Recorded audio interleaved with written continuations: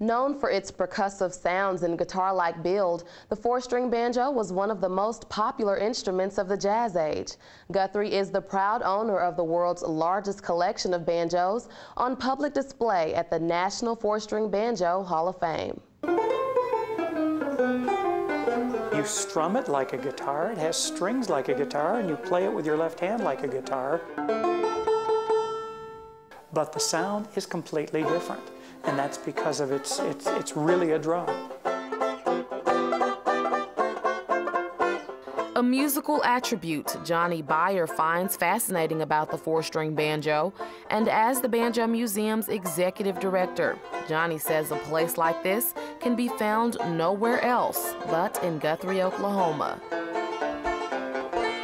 Virtually everything in our museum is American-made, and they were made during the era that's called the Jazz Age, the 1920s and the 30s.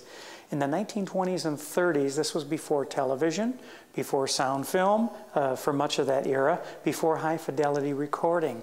It's when people went in person, a first-hand experience to enjoy music and entertainment. Well, the banjo in the United States really developed starting in the mid-1600s with the African slave trade. They constructed instruments from memory out of things that were popular in Africa. For the first 200 years in America, the banjo was exclusively a black instrument for slave entertainment in slave quarters. More than 300 banjos line the walls and fill the display cases at the museum, many of them works of visual art.